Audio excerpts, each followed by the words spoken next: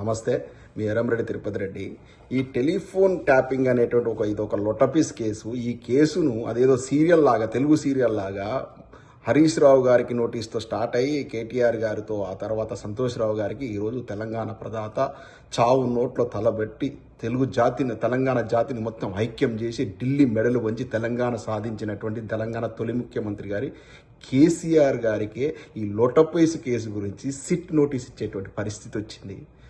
ఇది తెలంగాణ ప్రభుత్వం, తెలంగాణలో ఉన్నటువంటి కాంగ్రెస్ ప్రభుత్వం ఆడుతున్నటువంటి నాటకం.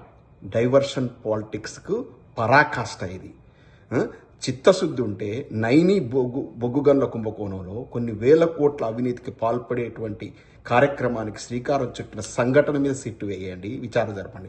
హెచ్సిఎల్పి 5 లక్షల కోట్ల దందా జరిగినట్టు తెలుస్తా ఉంది. దాన్ని కేటీఆర్ గారు బయటపెట్టారు, సాక్ష్యాధారాలతో బయటపెట్టి దాని మీద సిట్టు వేయండి.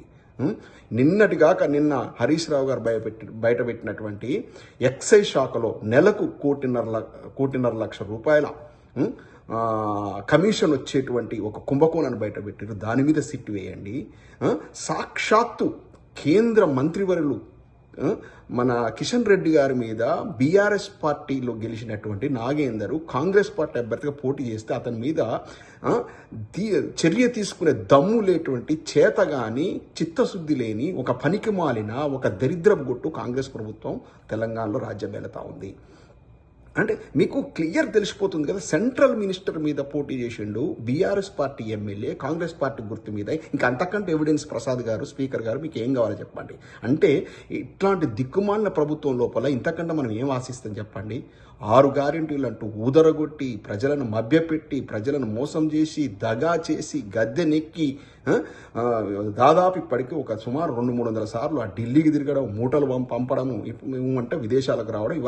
ఇవాళ విదేశాల్లోకి వచ్చి హార్వర్డ్ యూనివర్సిటీ ఇవాళ చదువుకుంటున్నాడు మన రేవంత్ రెడ్డి గారు. ఆయన చిన్నప్పటి నుంచి ఉన్నట్టు కోరికలను తీర్చుకుంటున్నాడు. మెస్సీతోని ఫుట్బాల్ ఆడడం, కోట్ల రూపాయల ఖర్చు పెట్టి ఇక్కడ వచ్చేసి హార్వర్డ్ యూనివర్సిటీలో వారం రోజుల కోర్సు చేయడం.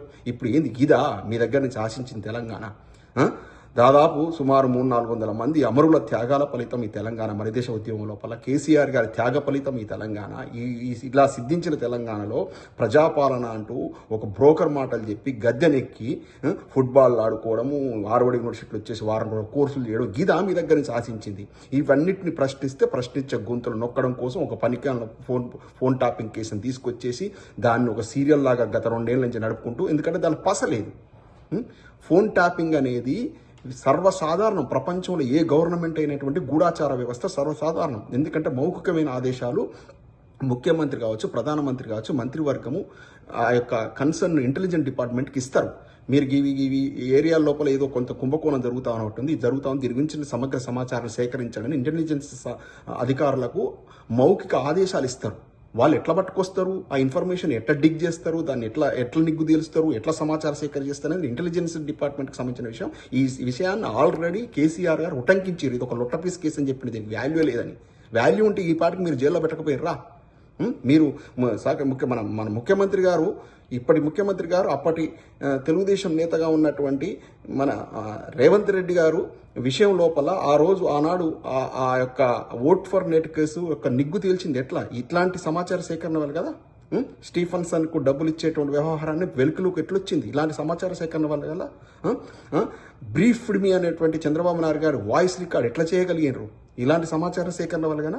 అంటే ఇట్లాంటి కుంభకోణాలు, ఇట్లాంటి ఏమన్నా కొనుగోలు వ్యవహారాలు జరుగుతూ ఉంటే, ఏమన్నా అవినీతి కార్యకలాపాలు జరుగుతుంటే, ఏమన్నా బాంబ్ బ్లాస్ట్, ఇట్లాంటి ఉగ్రవాదుల చర్యలకు సంబంధించినటువంటి సమాచార సేకరణ కోసం ఇంటెలిజెన్స్ డిపార్ట్మెంట్ తమదైన రీతి లోపల వాళ్ళు సమాచారం సేకరిస్తారు. అది తప్పేం కాదు. టెలిగ్రాఫ్ చట్టం 1869 టెలిగ్రాఫ్ చట్టం ప్రకారం అది నేరమేం కాదు. అది డైరెక్ట్ పోయి కేసీఆర్ గారి చెవులకు పెట్టుకొని వింటేనో, కేటీఆర్ గారి చెవులకు పెట్టుకొని వింటేనో, హరీష్ రావు గారి చెవులకు ఆ మైక్రోఫోన్స్ పెట్టుకొని వింటేనో అది నేరం.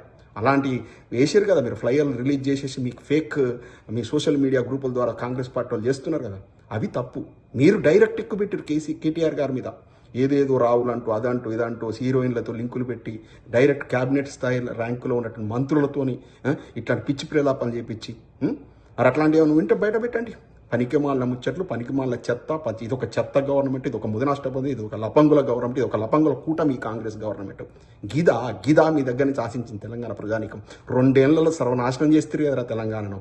10 ఏళ్లలో ఆ మహానుభావుడు గొప్పగా కీర్తి తెలంగాణ రైస్ బౌల్ ఆఫ్ ఇండియాగా అంటే ధాన్యాగారంగా భారతదేశానికి అన్నం పెట్టే స్థితికి తీసుకొస్తే జలకళ ఉట్టిపడేలా చేస్తే అటువంటి తెలంగాణ సౌభాగ్యంతో విలసిల్లిన తెలంగాణ 2 ఏళ్ల భ్రష్టు పట్టిస్తుంది కదరా మీ స్కాములతో మీ కుంభకోణాలతో రోజు తన్నులాటలతో డైరెక్ట్ క్యాబినెట్ మంత్రులు అనుకుంటున్నారు కదా. ఏం కోమటిరెడ్డి గారు మీ మీద ఒక చిన్నది కథనం వస్తేనే కన్నీళ్లు పెట్టుకొని చచ్చిపోవాలన్నా ఆత్మహత్య చేసుకోవాలని ప్రెస్ మీట్ పెట్టి మాట్లాడినవే కేటీఆర్ గారి మీద ఎంత వ్యక్తిత్వ హననం చేసినారు. ఏదో డ్రగ్స్ తీసుకుంటున్నాడని హీరోయిన్లతో మాట్లాడుతున్నాడని అది చేస్తున్నాడు ఇది ఇన్ని కథనాలు అల్లిర్రు. మరి ఏమైందయ్యా 2 ఏళ్ళైంది గవర్నమెంట్ ఎక్కడ తీసుకొచ్చిర్రు ఏం బయట పెట్టిర్రు అన్నీ సొల్లు కథలు గీయా వ్యక్తిగతమైనటువంటి దాడి చేయడం వ్యక్తిత్వ హననం చేయడం గిదా ప్రభుత్వ పాలన చేయండి అని మీకు పగ్గాలు ఇస్తే ఏదయ్యా డిసెంబర్లో ఇవ్వాల్సిన రైతు భరోసా ఇప్పటివరకు ఫిబ్రవరి దాకా ఏదయ్యా ఇవి చేత కాదు మనకు ఏదయ్యా తులం బంగారం ఏదయ్యా అమ్మాయిలకు స్కూటీలు ఏదయ్యా వృద్ధ దంపతులకు భార్య అమ్మకు అవ్వకు ఇద్దరికి 4,000 ఇస్తున్నావు ఎక్కడ పోయినాయ్యా ఇది ఫీజు రియంబర్స్లు అయ్యా కాలేజీలు మొత్తం దివాళీల కాలేజీలు మూతపడే పరిస్థితి వచ్చింది. ఇంత చెత్త దిక్కుమాలిన ప్రభుత్వం వచ్చినందుకు తెలంగాణ ప్రజలు ఏడుస్తున్నారు రియల్గా ఏడుస్తున్నారు. కాంగ్రెస్ వాళ్ళే సాక్ష్యాలు చెప్తున్నారు. నాకు కాంగ్రెస్లో చాలామంది మిత్రులు ఉన్నారు. మా కాంగ్రెస్ గవర్నమెంట్ ఇంకా రాదు భవిష్యత్తులో Congress party Telangana political map నుంచి అవుట్. గుంపు మేస్త్రి గారు మంచి కృషి చేస్తూ ఉన్నారు చంద్రబాబు నాయుడు గారితో కలిసి మమేకమై పనిచేస్తూ కాంగ్రెస్ పార్టీని బొందబెట్టే కార్యక్రమం చేస్తారు. రియల్ కాంగ్రెస్ నేతలారా ఎప్పుడైనా బయటికి రండి. మీ కాంగ్రెస్ పార్టీని కనీసం పుట్టగతులు పోకుండా కొంచెం కాపాడుకోండి.